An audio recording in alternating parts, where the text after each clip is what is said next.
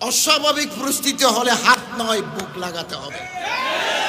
আমি কেন বলি, 2022 সালের 22শে মে দারুল উলুম দেওবন্দের পাশে ওসমানী ঈদগাহ ময়দান কওমি একজেহেতি কনফারেন্স। কেন একজেহেতি কনফারেন্স? বাবরি মসজিদ ভেঙে দিয়েছে, আরও বিভিন্ন মসজিদের নিচে শিবলিঙ্গ আছে, কুতুব মিনারের নিচে আরেকটা কিছু আছে, এ জাতীয় কথা বলে মামলা মোকদ্দমা করি ভারতের বুকে ইসলামকে নিঃশেষ করে দেওয়ার চক্রান্ত চলছে।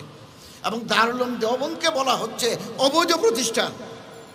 তখন ওলামায়ে দেওবন্দ মনে করলেন এই মুহূর্তে আর বসে থাকার প্রয়োজন নাই, ডুবতে হয়ে তিনকা কা সাহারা। মানুষ যখন ডুবে যায় এভাবে হাত দেয়, একটা লতা পাতাও যদি পাওয়া যায়, এটা হচ্ছে critical juncture of the situation, পরিস্থিতির প্রেক্ষাপটে যদি প্রয়োজন হয়। হযরত মাওলানা আরশাদ মদনী সাহেব একই খানদানের, তিনি সৈয়দ সাদাতুল্লাহ আমিরে জামাত ইসলামের সাথে হাত মিলিয়েছেন, বুক মিলিয়েছেন। আমিরে বেরলভি জামাত মাওলানা তকির রেজা বেরলভির সাথে হাত মিলিয়েছেন, বুক মিলিয়েছেন। শিয়া মুজতাহিদের স্টেজে এনেছেন, দারুল উলুম দেওবন্দের মেহমান খানিয়া চা খাওয়াইয়েছেন। এটা হচ্ছে পরিস্থিতি, এভাবে বাধ্য করে মানুষকে। মানুষ যখন ডুবে যায় লতা পাতা ধরতে চায়। বাংলাদেশে এরকম পরিস্থিতি যদি হয়, আমাদের অত্যন্ত অভিজ্ঞ বিজ্ঞ নেতৃবৃন্দ আছেন, তারা সিদ্ধান্ত নেবেন। একটা স্বাভাবিক পরিস্থিতি, একটা অস্বাভাবিক পরিস্থিতি। আমি কথা শেষ করবো। 47 সালে পাকিস্তান হলো। হযরত আশরাফ আলী থানভী সাহেব রহমতুল্লাহ আলাই, শিবুর আহমদ ওসমানী সাহেব একদিকে, আল্লামা মদনী রহমতুল্লাহ আলাই আরেক দিকে ছিলেন। 47 গেল, 48 গেল, 49 গেল, 50 গেল, ইসলামী হুকুমতের কোনো নাম নাই। হুদুদ, তাজিরাত, ইসলামী দণ্ডবিধি চালু করবেন এরকম কোনো অর্ডিন্যান্স নাই। সুদবিহীন অর্থ ব্যবস্থা চলবে এরকম কিছু নাই। সেকুলার রাষ্ট্র পাকিস্তান। তখন ওলামায়ে কেরাম ভাবলেন, এত রক্তের বিনিময়ে আমরা যে দেশ ভাগ করলাম, কই আমাদের তো কোনো ফায়দা নাই। কাজী আজম সেকুলার, লিয়াকত আলী সেকুলার, সরদার আব্দুর রব নিস্তার সেকুলার, সেনাবাহিনীর প্রধানরা সেকুলার। তখন তারা ভাবলেন যোগাযোগ করে, আমার যদি কেউ মারতে আসে আমি 2 হাত দিয়ে প্রতিরোধ করতে পারি, কিন্তু আগ্রাসী শক্তির যদি বেশি থাকে 2 হাত নয় 20 হাত দিয়ে যদি মোকাবেলা করি, তাহলে তার 20 দাঁত ভেঙে দিতে পারবো। 2 হাতে পারবো না, 10 হাত লাগবে। তখন হযরত আশরাফ আলী থানভী রহমতুল্লাহ আলাইহির জলিলুল কদর খলিফা হযরত আল্লামা সৈয়দ সুলাইমান নদভী, যিনি সিরাতুন নবী লিখেছেন, হুইচ ইজ এনসাইক্লোপিডিয়া ইন উর্দুর উপরে এত ভালো কিতাব আগে বের হয় নাই। খলিফা আশরাফ আলী থানভী, ওনার জিয়ারে কিয়াদত পূর্ব পাকিস্তান, পশ্চিম পাকিস্তানে মৌলানা আজহার আলী সাহেব, হযরত মৌলানা মুফতি শফি সাহেব, মৌলানা হাফিজ জলন্দরি, মৌলানা মানাজির হাসান গিলানি, জামাত ইসলামের মৌলানা সৈয়দ আবুল আলা মওদুদি, বেরলভি জামাতের মৌলানা শফি উখাড়বি। আমি ইতিহাসের ছাত্র, এগুলো আমি পড়াই। উখাড়বি, দরগা শরীফের মোতোয়াল্লিরা, শিয়া মজহাবের মোতোয়াল্লিরা 21, 22, 23 জানুয়ারি 1951 সাল করাচিতে 4 দিনব্যাপী বৈঠক করে তারা 22 দফা রচনা করলেন। আপনি গুগলে টিপ দেন না মোবাইলে, 22 পয়েন্টস অফ ওলামা পাবেন। সমস্ত মাকাতেবে ফিকির, মাসলাকি ফিকিরের ওলামায়ে কেরাম একমত হয়ে পাকিস্তান গভর্নমেন্টকে জানিয়ে দিলেন, আমাদের আলাদা আলাদা আকিদা আছে, আমাদের আলাদা আলাদা মাযহাব আছে, কিন্তু ইসলামী রাষ্ট্র করার ব্যাপারে আমরা সবাই একমত। 56 সালে শাসনতন্ত্র রচিত হয়েছে। মেজর জেনারেল ইস্কান্দার মির্জার কারণে সেটা সফল হওয়ার স্থগিত করে দিয়েছেন। 51 সালে 22 দফা ওলামায়ে কেরাম না করলে পাকিস্তান ইসলামী রাষ্ট্র করা ওলামায়ে কেরামদের মেহনত নষ্ট হয়ে যেত। আমি মৌলানা খালেদ সাইফুল্লাহ সাহেব এবং মৌলানা গাজী আতাউর রহমান সাহেবের বক্তব্য সাথে সম্পূর্ণ একমত। প্রতিটি অক্ষরের সাথে আমি একমত। ইসলামী আন্দোলন জাতীয় রাজনৈতিক দল, অতএব তাদের দৃষ্টিভঙ্গি বড় হতে হবে। Must be broad hearted and outlook, দৃষ্টিভঙ্গি প্রসারিত হতে হবে। নির্বাচনে দাঁড়ালে প্রতিটি মানুষের কাছে ভোট চাইতে হয়। এখন থেকে প্রতিপক্ষ তৈরি করতে গেলে আমরা বেকায়দায় পড়ব। সাম্প্রতিক বরিশালের যে দুর্ঘটনা, এটা বাংলাদেশের রাজনীতির ইতিহাসের টার্নিং পয়েন্ট। ইতিহাসে একটা বারবার শব্দ আছে, টার্নিং পয়েন্ট। পরিস্থিতির মোড় ঘুরিয়ে দেয়, এটা পরিস্থিতির মোড় ঘুরিয়ে দিয়েছে এবং ইসলামী আন্দোলনকে 10 বছর এগিয়ে নিয়ে গেছে। যুগ যুগ ধরে বলা হতো অনেক মাসাইল, অনেক প্রশ্ন ছিল গভর্নমেন্টের সাথে চরমোনাইয়ের কি সম্পর্ক, অনেকে আমার কাছে ফোন করেও জানতে চেয়েছে। আজকে এটা পরিষ্কার হয়ে গেছে, ইসলামী আন্দোলন সরকারের বি টিম নয়। এবং নায়েবে আমির সাহেব আহত অবস্থায় বলেছেন, এই সরকারের পতন না হওয়া পর্যন্ত রাজপথ ছাড়ব না।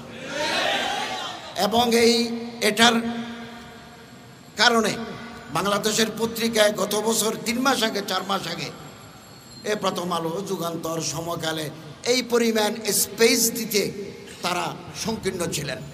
এই ঘটনার পরে রীতিমতো পোস্ট এডিটোরিয়াল লিখতেছেন।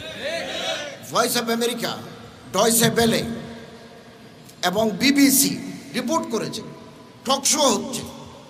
গতকালের আজকের পত্রিকায় পিছনের পাতায় ইসলামী আন্দোলনকে কেন্দ্র করে রাজনীতির নতুন মেরুকরণ শুরু হয়েছে, হেডিং।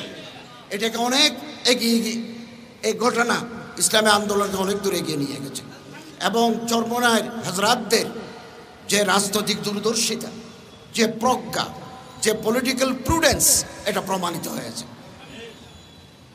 বরিশাল বিশ্ববিদ্যালয়ের সামনে লাঠিসোঁটা নিয়ে কর্মীরা ছিল, কিন্তু নায়েবে আমির সাহেব ওনাদেরকে শহরে প্রবেশ করতে দেন নাই। শুধু ওখানে নয়, আরও বিভিন্ন পয়েন্টে ছিল। যদি ওই দিন ঢুকে পড়তো তাহলে নির্বাচন বানচাল হয়ে যেত, গভর্নমেন্টের হাতে একটা কাঠ চলে যেত, বলো এরা সন্ত্রাসী, এরা জঙ্গি, এদের দমন করো, এদের গুম করো। এই সুযোগ গভর্নমেন্ট পায় নাই। আমাদের সম্মানিত নেতৃবৃন্দ অত্যন্ত বিজ্ঞতার, প্রজ্ঞার, যোগ্যতার পরিচয় দিয়েছেন এবং আমাদের সম্মানিত আমির সাহেব, পীর সাহেব, হযরত পীর সাহেব চরমোনাই, আমি দেখেছি মানব জমিনের সাথে উনি একটা লাইভ সাক্ষাৎকার দিয়েছেন, আরও বিভিন্ন পত্রিকার সাথে দিয়েছেন। অত্যন্ত বিজ্ঞ, একেবারে ডিপ্লোম্যাটিক প্রুডেন্স, কূটনৈতিক প্রজ্ঞার সাথে তিনি জবাব দিয়েছেন।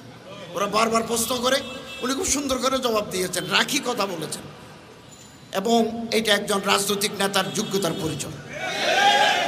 এবং বাংলাদেশের রাজনীতিতে ইসলামী আন্দোলন এখন 2-3 নম্বরের হিসাবের খাতায় আছে।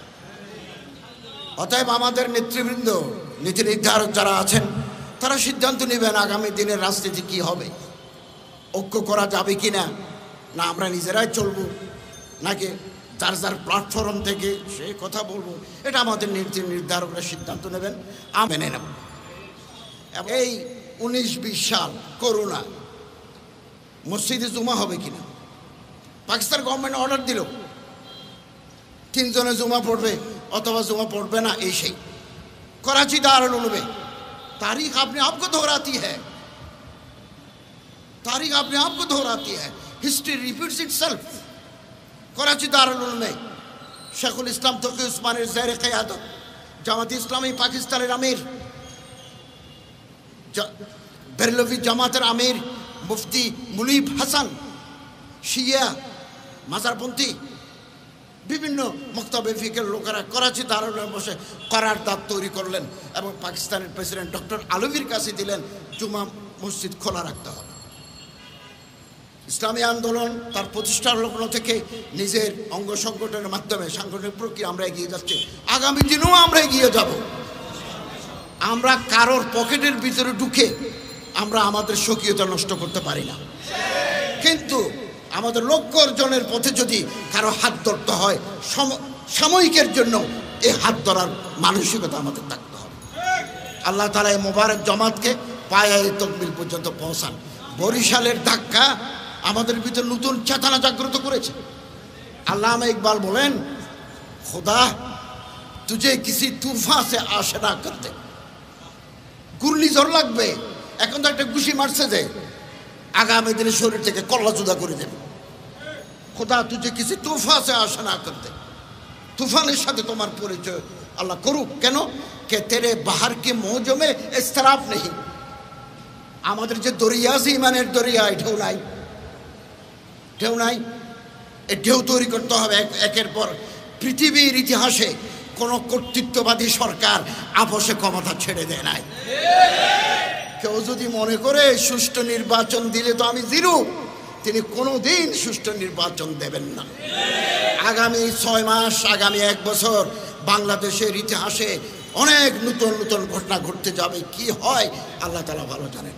ইন্টারন্যাশনাল পোলারাইজেশন, বাংলাদেশের মেরুকরণ কোথায় গিয়ে দাঁড়ায়, আমরা আমাদের সম্মানিত নেতৃবৃন্দের উপর অগাধ আস্থা রাখি।